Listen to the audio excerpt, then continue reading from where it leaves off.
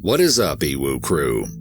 The Wild West earned its nickname from the many gunslingers, outlaws, and criminals that roamed around the American frontier. But few people truly understand just how wild the Old West could be. Today, we are taking a look back at a man with a vile and infamous reputation, who epitomizes the ruthless savagery of the Wild West. Though his kills may not be as numerous as others in the Wild West, his dark deeds were far more shocking. Today, we are talking about a man who earned himself the nickname, the Old West's Ted Bundy. Our story starts all the way back in 1856, when Stephen Dee Richards was born in Wheeling, West Virginia.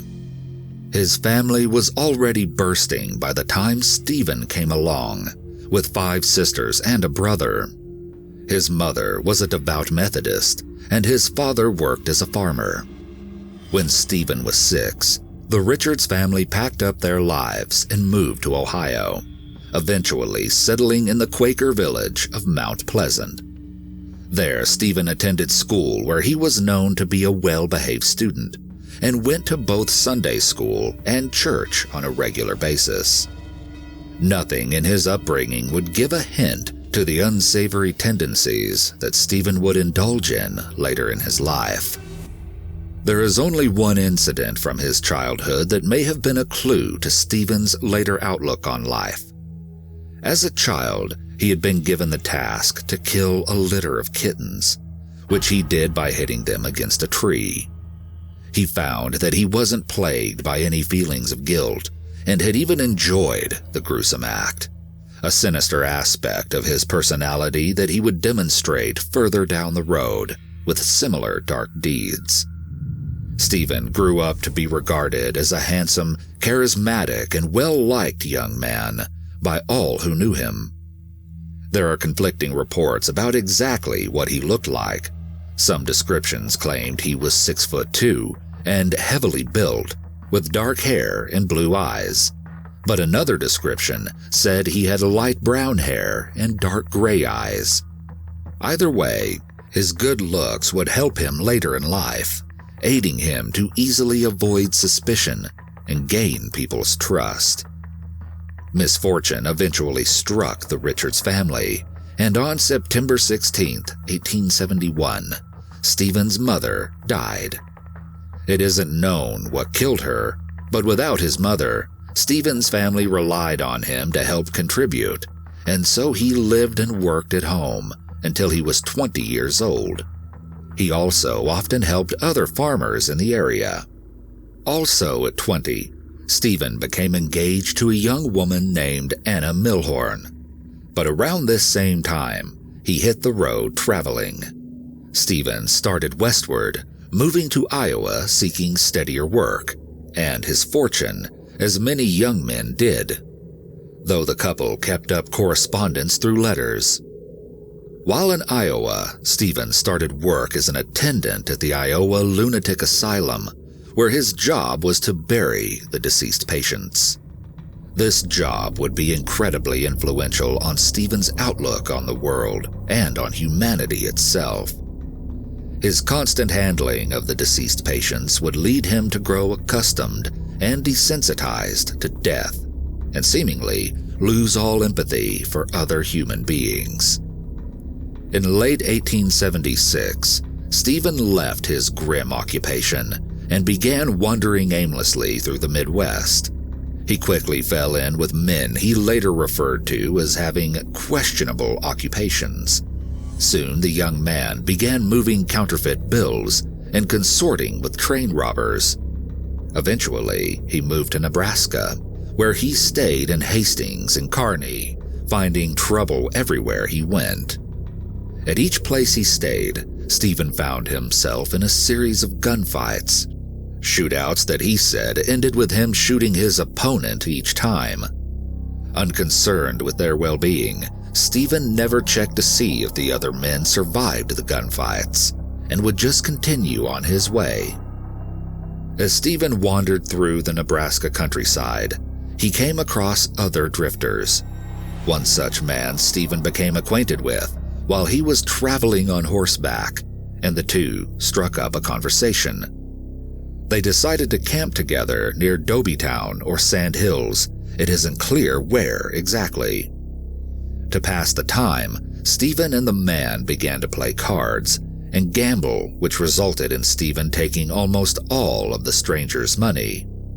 The next day, when they were headed into Kearney, the man demanded that Stephen return the money to him, but to the man's frustration, Stephen refused.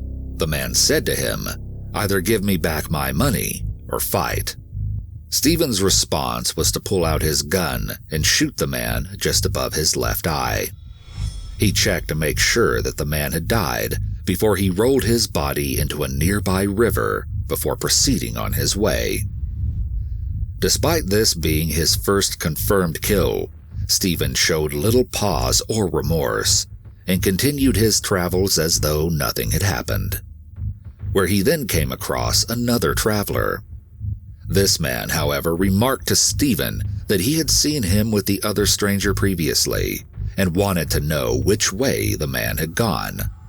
Suddenly caught, Stephen denied ever knowing the stranger that he had killed, but it turned out that both of the men were business partners and that this new man was determined to find him. He continued to hound Stephen, demanding that he explain what had happened to the man he camped with. Unable to explain that he had killed his business partner in cold blood, Stephen realized that he had only one course of action. When the man turned his back, Stephen shot him too, aiming for the back of his head. He disposed of the body as best he could and took the man's possessions to sell, including his horse. With another dark deed in the books, Stephen's body count was quickly adding up, but he was only getting started, especially because he was rapidly growing accustomed to murder. Stephen then traveled to stay at the house of one of his unsavory acquaintances, a known train robber named Jasper Harrelson, and his wife Mary.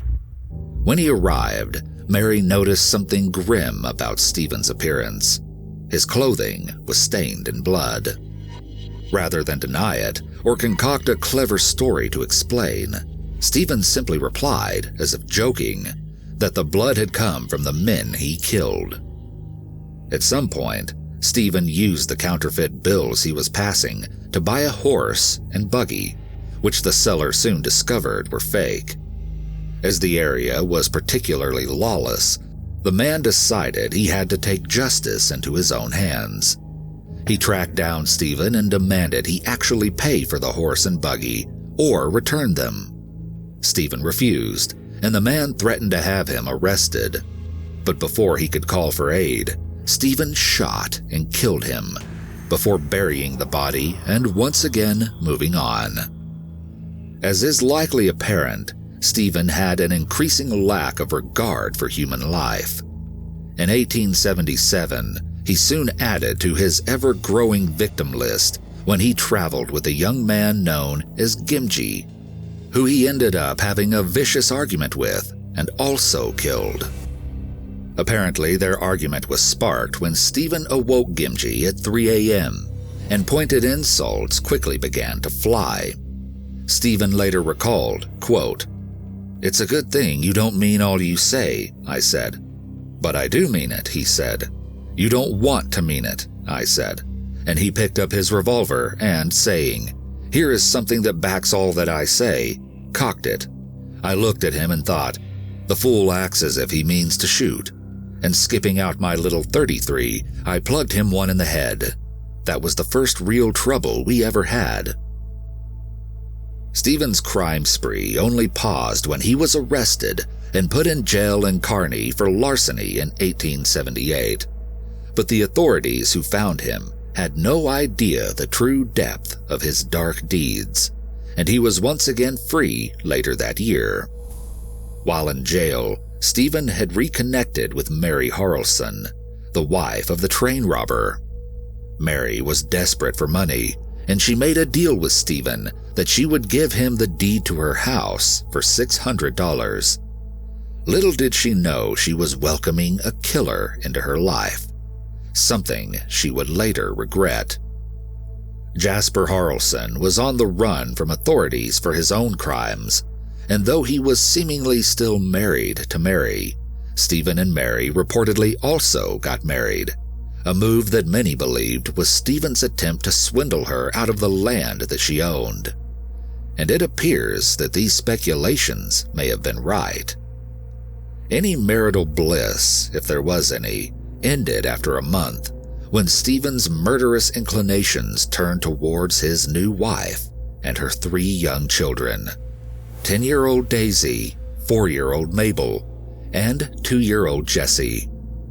Mary likely knew that Stephen had killed at least twice before, as he had admitted as much to her when she previously saw him covered in blood. But as a single mother in the 1800s, Mary would have needed a husband to help take care of her and her family, and even a husband who had killed was better than destitution alone, or so she thought.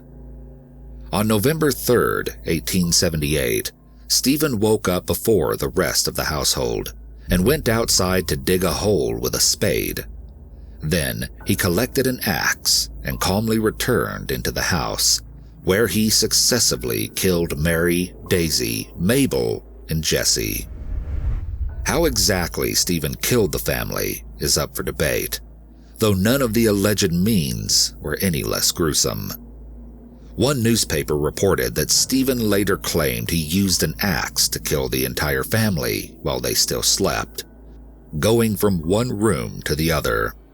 Stephen would say that most of them had died after the first several blows, all except for Daisy, who had, quote, writhed in pain for some time. In another report, he killed Mary and one of the children by using a smoothing iron and physically assaulted the others until they too died. Well accustomed to killing at this point, Stephen allegedly cleaned up the blood and scrubbed the floors before sitting down to have his breakfast. He then carried out the bodies and put them into the hole he'd prepared. Whenever anyone asked what had happened to Mary and her children, Stephen would calmly reply that she had left town to find her husband, Jasper. At some point, Stephen began using aliases, likely to avoid any connection to him and his many murders. When his new neighbor, a Swedish immigrant named Peter Anderson, asked him for help on his land, Stephen introduced himself as Dick Richardson. Their relationship took a sour turn when Stephen offered Peter a meal he had made, and the man became violently ill.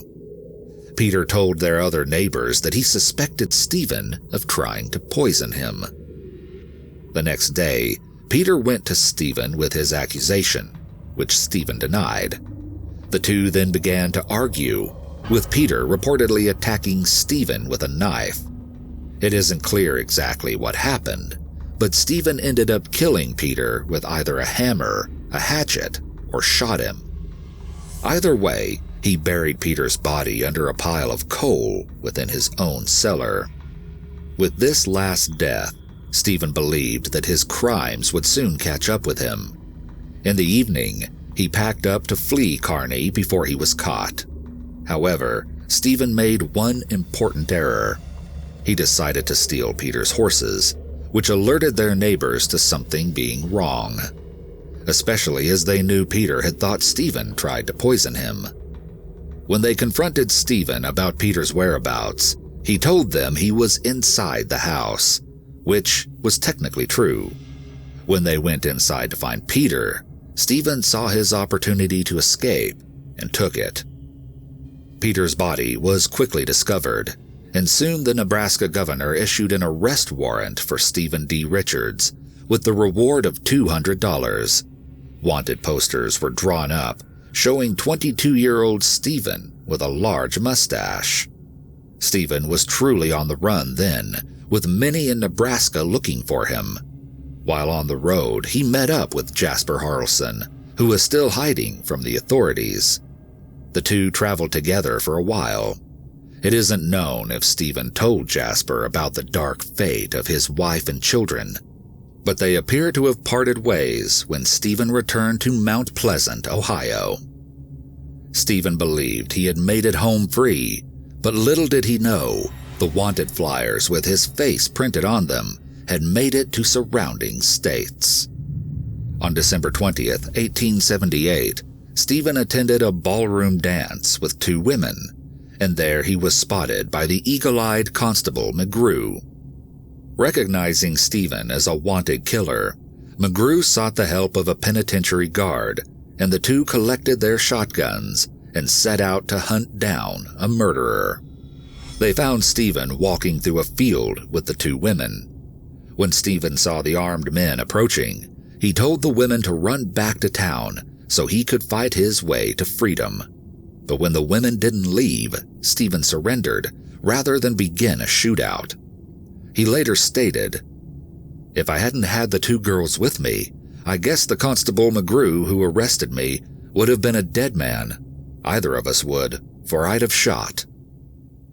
Still, other accounts tell wildly different stories of how the notorious killer was finally brought to justice. For instance, in one version of his capture, someone Stephen used to know recognized him in a town nearby Mount Pleasant and helped to apprehend him. In yet another iteration, Stephen is said to have been arrested in Austin, Texas. Being such a notorious figure, it's no wonder this cold-blooded killer has been enshrouded in lore. But no matter how Stephen was detained in the end, the fact remains that his reign of terror luckily saw its end when he was finally brought to justice. While in jail in Steubenville, Ohio, Stephen no longer denied his kills, and in fact, he enjoyed talking about his crimes in detail. Stephen decided to write 2 articles for the local newspaper where he confessed to a total of 9 murders in 3 years. From behind bars, Stephen also gave an interview to a reporter. The reporter described him as playful, carefree, and cheerful, while also stating that he was a butcher for his many crimes. To the reporter, Stephen said, "I have killed 9 persons, and I can't say that I feel any the worse for it. I have only one wish now in the world. I wish to kill 2 more persons." When the reporter asked who, Stephen replied, "A preacher and a reporter." The reporter asked him if his conscience felt a pang when he killed Mary Harleson's children, or if he regretted taking their lives. Stephen had laughed before he replied, "Not a damn bit. Just as soon have slaughtered so many pigs. As for a pang, as you call it, I didn't feel anything, only that I had got rid of the crowd." The public was outraged by both his numerous crimes and the flippant way he discussed them. In the 19th century media, Stephen became known as the Nebraska Fiend, the Kearney County Murderer, the Ohio Monster, and even a Prince of Murderers. On his journey back to Kearney for his trial, authorities had to frequently move Stephen, as mobs would form outside the jails in the hopes to lynch him. Stephen appeared to enjoy the attention, as he asked if the whole town was there to see him. It was his attitude during his trial, which later in modern times earned him the nickname, the Old West's Ted Bundy. At the time, he was described as manifesting supreme indifference to his fate and for his crimes, but also coming off as charismatic and articulate, much like Bundy. Also like Bundy, Stephen was grandiose and believed a book should be written about him, something he considered doing himself. Just like Bundy, Stephen's good looks earned him sympathy and doubt. Both Stephen and Bundy used their charm, looks, and intelligence to manipulate others. The biggest difference between the two was that Stephen appeared to gain no satisfaction from his kills and had no preferred method of killing. A friend of a reporter made a comment about Stephen that was later published, saying, "He does not look like a murderer. He has a pleasant face, His voice is like a woman's, and his eyes are not at all savage. On the contrary, they are mild and rather expressive of confidence. Can a man with such eyes be a murderer? At the same time, the public struggled to understand how someone like Stephen could kill so many people without any remorse, as they often believed that criminals had to be from the lower classes and not particularly smart. Stephen's existence destroyed their stereotypes, something that brought him much fame even after he died. At age 23, Stephen Dee Richards was convicted for the murders of Mary Harrelson, her children, and Peter Anderson. On April 26, 1879, he was publicly executed by hanging, and between 2,000 and 25,000 people came to watch.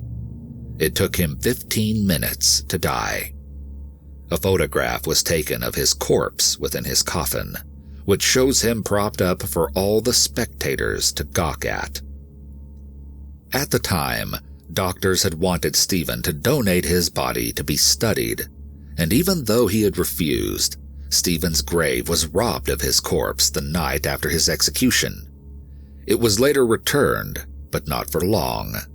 At some point, he was once again dug up, and his bones were scattered across Kearney. It has been reported that the Kearney County Gazette had his skull and kept it in their office window. Today, the location of his bones is unknown, but it is suspected that they have been thrown into a well. Stephen's notorious story has fascinated us through history, not only for how he managed to use his charm and charisma to sow doubt in spectators during his trial, but also for the total lack of compassion and remorse that he displayed for his victims.